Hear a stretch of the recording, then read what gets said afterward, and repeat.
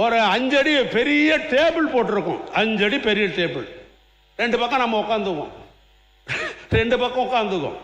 பிரச்சனை பெருசாகும் போது ஒருத்தர் கையை பிடிச்சி எடுத்துக்கிற அளவுக்குலாம் அந்த சட்டமன்றத்தில் ஒரு காலத்தில் நடைபெற்ற வரலாறுலாம் முன்று. பில்டிங் ஸ்ட்ராங்கு ஆனால் பேஸ்மெண்ட் வீக்கு அப்படின்றத பேசுங்க.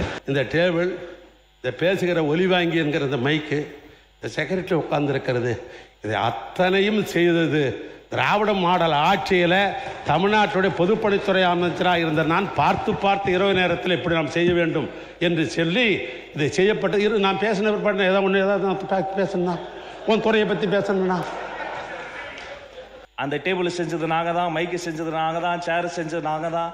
இது மக்கள் வரிப்படத்தில் செய்யப்பட்டது. நேற்று பூரா எங்களுக்கு சலாம் போட்டவங்க தான் இன்னைக்கு உங்களுக்கு சலாம் போட்டுக்கிறாங்க. அரசு அதிகாரி பொதுவானவர்கள் தான். யாரோ முதலமைச்சருக்கு அவருக்கு அதிகாரிகள் தவறாக எழுதி கொடுத்து விட்டார்களோ. முதலமைச்சர் யாரும் வழிநடத்த தேவையில்லை, எல்லாம் தெரிந்தவர், விரல்களில் விவரங்கள்லாம் வைத்துக் கொண்டு தான் பேசுகிறார். உங்கள் சத்யாவில் இப்பொழுது ஆடி அதிரடி தள்ளுபடி.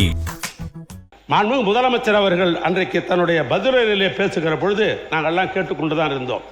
முதலாக முதலமைச்சர் வந்திருக்கிறாரு, உரையை நாம் முழுமையும் கேட்க வேண்டும் என்ற அடிப்படையில் தான் நாங்கள் அந்த உரையெல்லாம் கேட்டுக்கொண்டிருந்தோம். திடீரென்று பேசிய நம்முடைய முதலமைச்சர் அவர்கள் திடீர் என்ன சொன்னார் என்று சொன்னால், அந்த பேசிய முழு பேச்சு வச்சிருக்கிறேன், இருந்தாலும் அதை சுருக்கமாக நான் சொல்லுகிறேன்.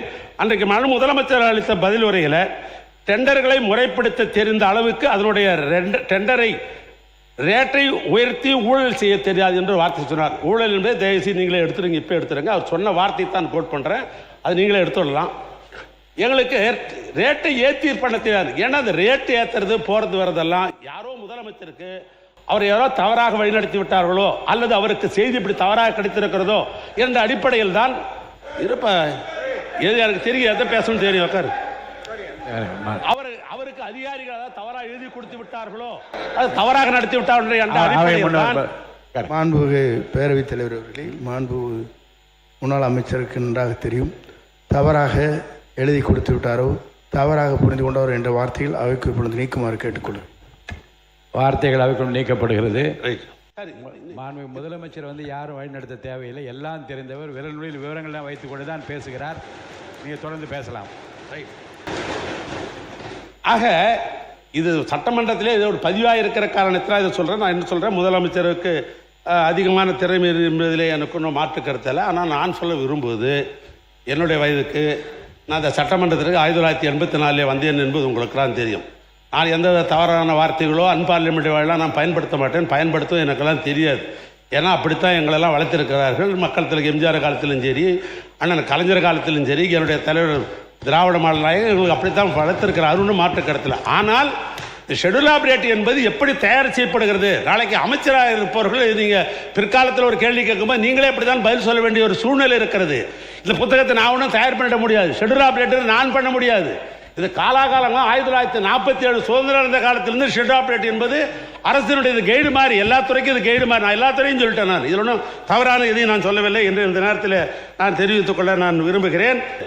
மனிதவள மேல்மை என்பது அது முக்கியம். உதாரணமாக அந்த சட்டமன்றத்தில் நின்று பேசிக்கொண்டிருக்கிறோம்.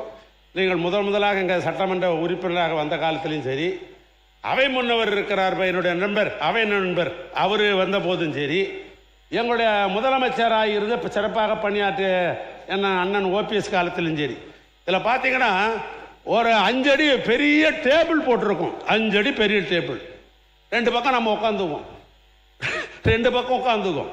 பிரச்சனை பெருசாகும் போது ஒருத்தர் கையை பிடிச்சி எடுத்துக்கிற அளவுக்குலாம் அந்த சட்டமன்றத்தில் ஒரு காலத்தில் நடைபெற்ற வரலாறுலாம் முன்று.